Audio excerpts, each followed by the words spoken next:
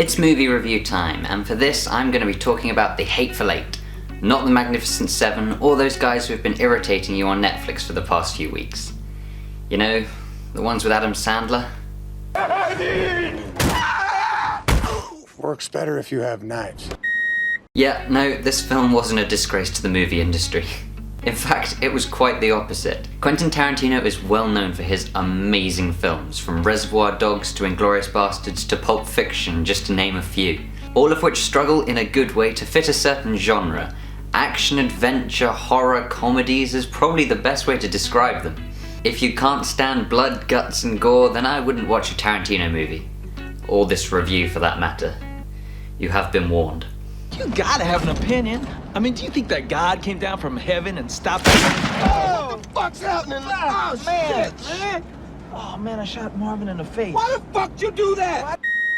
The Hateful Eight includes quite a lot of Tarantinoisms, such as a star-studded cast which includes Samuel L Jackson saying motherfucker a lot. You a smart motherfucker. English, motherfucker. Motherfucker. Motherfucker. Motherfucker. Motherfucker. We're not gonna store the motherfucker. Motherfucker. I'm on the motherfucker. Motherfucker. Motherfucker. I'm a mushroom cloud laying motherfucker. Motherfucker.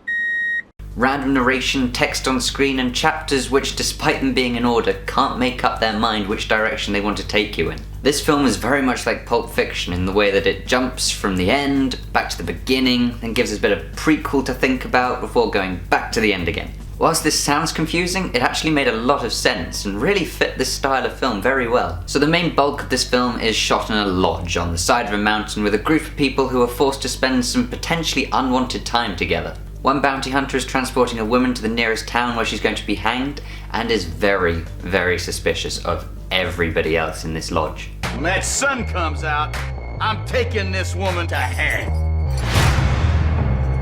Is there anybody here committed to stopping me from doing that?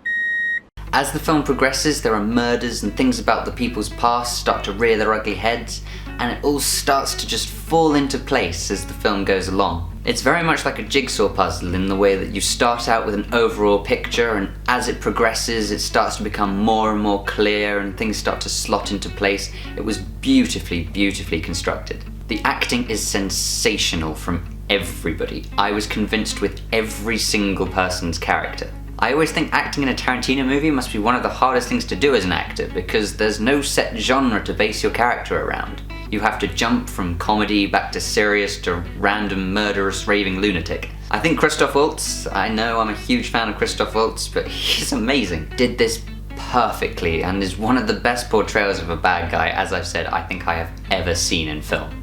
Ooh, that's a bingo. Is that the way you say it? That's a bingo. But you're always in serious danger of coming off as a bit silly and potentially confusing for the audience. It therefore says a lot about the acting in this movie. Because it's such a confined setting, the film could have been dangerously close to being boring, but the compelling acting and the disturbing yet incredible monologues from Samuel L Jackson, and lots of staring which you always feel is going to end in a shootout and a bloodbath, made this film so much better and so much fun to watch. However, there is a major problem in my opinion. As I've said, this film is almost all based in a lodge on the side of a mountain during a snow blizzard. And it's a 2-hour 45-minute film. That's a long time to spend in a lodge, no matter how exciting the story is. It took me to the 1-hour 12-minute mark to actually start to enjoy this film properly. Tarantino, in my opinion, spends far too much time establishing the characters, and some of the scenes are just utter crap that don't add anything to the story or the film artistically. It could have been a much better film if they cut out maybe 20 minutes of the establishment at the start of the film and just launched into the exciting murder mysteries later on. In some ways, I think this film would probably be better to watch the second time around. I think that's probably what Tarantino was going for here with his huge establishment at the start, so that the second time you watch it you start to notice small details that you didn't the first time and start to think, I know what you're up to now. I see that. It's clever.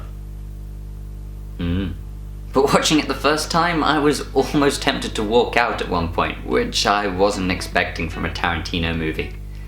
Like at all. When it gets into it though, this is a brilliant film. I don't think it's going to reach the heights of some of Tarantino's more classics like Pulp Fiction and Reservoir Dogs, but it's still brilliant fun to watch, and the acting alone is worth going to see. If you like Tarantino films, or westerns, or crime dramas, and can stand exploding heads and projectile vomiting blood, and some scenes that you didn't think would ever be allowed in cinema, then you have to go and see this film. It is really properly good. A great film overall, and it gets a solid 81 from me.